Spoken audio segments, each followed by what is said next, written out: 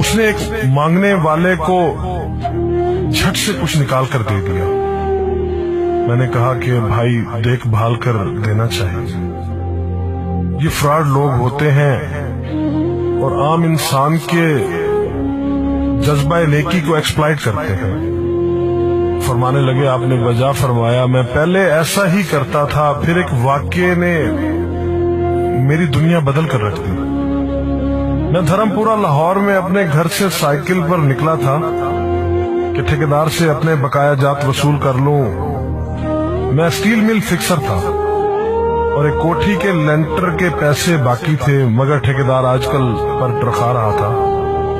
میں سائیکل پر جا رہا تھا کہ ایک شخص اپنا بچہ فٹ پاتھ کے کنارے لٹائے ہسپتال پہنچانے کے لیے ٹیکسی کا کرایہ مانگتا پھر رہا تھا۔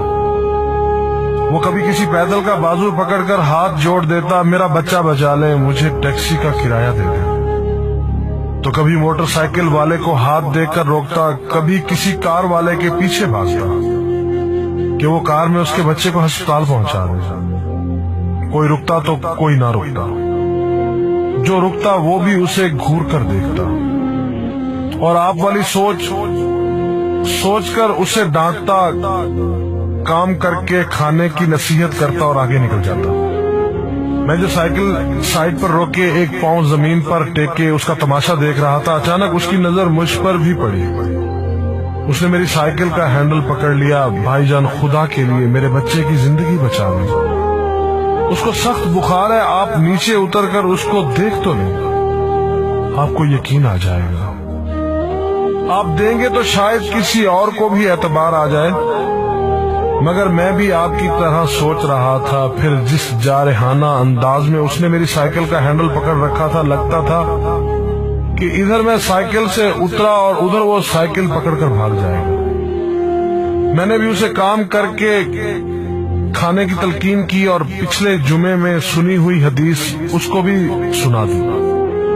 کما کر کھانے والا اللہ کا دوست ہوتا ہے، اور اپنا ہینڈل چھڑا کر بڑبڑاتا ہوا آگے چل پڑا۔ حرام خور ہمیں بے وقوف سمجھتے ہیں۔ 2-3 گھنٹے کے بعد جب میں بقایا جات وصول کر کے واپس آیا تو وہ ابھی اسی جگہ کھڑا مانگ رہا تھا۔ بچے کو اب وہ سڑک کے پاس لے آیا تھا اور اس کے چہرے سے کپڑا بھی اٹھا رکھا تھا، وہ دھاڑے مار مار کر رو رہا تھا۔ اب وہ بچے کے کفن دفن کے لیے مانگ رہا تھا۔ میں نے سائیکل کو روک کر پاؤں سے نیچے ٹیکا اور میت کے چہرے کی طرف دیکھا۔ پھول کی طرح معصوم بچہ زندگی کی بازی ہار گیا تھا۔ میرے رونگٹے کھڑے ہو گئے۔ میں نے جیب میں جو کچھ تھا بقایا جات سمیت سب بغیر گنے نکال کر باہر پھینکا، اور اس سے پہلے کہ اس کا باپ میری طرف متوجہ ہو، سائیکل اس تیزی سے چلا کر بھاگا، گویا سارے لاہور کی بلائیں میرے پیچھے لگ گئی۔ میں گھر پہنچا تو میرا برا حال تھا۔ تھوڑی دیر بعد مجھے بخار نے آ گھیرا۔ بخار بھی کچھ ایسا تھا گویا میرے سارے گناہوں کا کفارہ اسی بخار سے ہونا تھا۔ گھر والے مجھے ہسپتال کے لیے لے کر نکلتے اور میں چارپائی سے چھلانگ لگا دیتا۔ مجھے ہسپتال نہیں جانا تھا، میں اسی بچے کی طرح ایڑیاں رگڑ رگڑ کر مرنا چاہتا تھا۔ 2-3 دن کے بعد بخار کو تو آرام آ گیا، مگر میں ذہنی مریض بن گیا۔ مجھے لگتا گویا میرا اپنا اکلوتا بیٹا جو 3ری کلاس میں پڑھتا تھا وہ اس بچے کے کفارے میں مر جائے گا۔ میں نے بچے کا اسکول جانا بند کر دیا۔ بیوی کے بار بار اصرار کے باوجود میں بچے کو اسکول تو کیا دروازہ کھولنے بھی نہیں جانے دیتا تھا۔ 40 دن گزر گئے تھے اور بچے کا نام اسکول سے کٹ گیا تھا۔ وائف نے اپنے بھائی سے بات کی جو دبئی کی کمپنی میں کیشیئر تھا۔ اس نے مجھے باہر بلانے کے لیے پاسپورٹ بنانے کو کہا، مگر ایک تو میں شناختی کارڈ بھی پیسوں کے ساتھ نکال کر بچے کی میت پر پھینک آیا تھا، دوسرا میں خود بھی بچے کو اکیلا چھوڑ کر باہر نہیں جانا چاہتا تھا۔ وہ 40 دن قیامت کے 40 دن تھے۔ 40ویں دن 10 بجے کے لگ بھگ ہمارے گھر کا دروازہ بجا۔ دروازہ میں نے خود ہی کھولا اور سامنے اس بچے کے باپ کو دیکھ کر مجھے چکر آ گیا۔ مجھے لگا جیسے ہم دونوں آمنے سامنے کھڑے خلا میں چکر کاٹ رہے ہیں۔ درمیان میں بچے کا چہرہ بھی آ جاتا۔ میری کیفیت سے بے خبر اس باپ نے مجھے دبوچ لیا اور پھوٹ پھوٹ کر رونا شروع کر دیا۔ وہ کچھ کہنے کی بجائے میری ٹھوڑی کو ہاتھ لگاتا اور اسے چوم لیتا، جبکہ میں پتھر کا بت بنے اس کی گرفت میں تھا کہ اچانک مجھے جھٹکا لگا اور میری چیخ کچھ اس طرح نکلی جیسے کسی کو پانی پیتے وقت اچھو لگ جاتا ہے اور پانی اس کے منہ اور ناک سے بہہ نکلتا ہے۔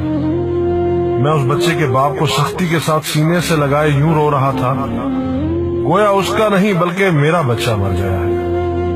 ہمارے رونے سے گھبرا کر پورا محلہ اکٹھا ہو گیا تھا۔ آہستہ آہستہ 40 دنوں کا غبار نکلا، اس کو میں گھر میں لے کر آیا۔ محلے والے بھی آ گئے تھے جنہوں نے اس آدمی سے بہت افسوس کیا۔ کچھ دیر بعد اس نے اپنی جیب سے میرا شناختی کارڈ نکالا اور مجھے واپس کیا، پھر جیب میں ہاتھ ڈال کر کچھ پیسے نکالے اور میرا شکریہ ادا کر کے کہنے لگا کہ آپ کے پیسے بڑے برکت والے تھے، شاید آپ کے خلوص کی برکت تھی کہ میرے بہت سارے کام ہو گئے۔ سارے اخراجات کے بعد کچھ پیسے بچ گئے تھے، ان میں کچھ پیسے میں نے ادھار لے کر ڈالے ہیں، یہ آپ قبول کر لیجئے، باقی میں بہت جلد آپ کو واپس کر دوں گا۔ میں نے پیسے واپس لینے سے سختی کے ساتھ انکار کر دیا اور منت سماجت کر کے اسے پیسے رکھنے پر راضی کر دیا۔ اس کے بعد میں یہاں بطور اسٹیل فکسر آ گیا۔ میں جی جان سے کام کرتا تھا، چند ماہ میں ترقی کر کے فور مین بن گیا۔ 3 سال بعد میں نے سالے کی مدد سے اپنی کمپنی بنا لی۔ اور اس بچے کے والد کو بھی اپنی کمپنی میں بلا لیا۔ آج وہ میری کمپنی میں فور مین ہے۔ اس بچے کے بعد اللہ نے اس سے 2 بیٹوں اور 1 بیٹی سے نوازا ہے۔ میں اسے آپ سے ملواؤں گا، مگر اسے سائیکل والا قصہ مت بیان کیجیے۔ وہ آج تک نہیں پہچانا کہ میری سائیکل روک کر اس نے مجھ سے سوال کیا تھا۔ وہ مجھے ولی اللہ سمجھتا ہے، جس نے اس بچے کی لاش دیکھ کر سب کچھ نکال کر دے دیا۔ قاری صاحب، اس دن کے بعد میں کسی کو خالی ہاتھ نہیں لوٹاتا۔ قاری صاحب، اس دن کے بعد میں کسی کا ہاتھ خالی نہیں لوٹاتا۔ تھوڑا سا دینے سے نہ وہ امیر ہوتا ہے اور نہ میں غریب ہوتا ہوں۔ بس دل کو تسلی ہوتی ہے کہ میں اس بچے کا خون بہا ادا کر رہا ہوں۔ رہ گئی لوٹنے کی بات تو قاری صاحب ہمیں کون نہیں لوٹتا۔ جوتے والا ہمیں لوٹتا ہے، کپڑے والا ہمیں لوٹتا ہے، سبزی اور گوشت والا ہم کو لوٹتا ہے۔ اتنا لوٹنے کے بعد اگر کوئی ہمیں اللہ کے نام پر لوٹ لے تو شاید حشر میں ہماری نجات کا سامان ہو جائے کہ یہ بندہ میری خاطر میرے نام پہ لوٹتا رہا۔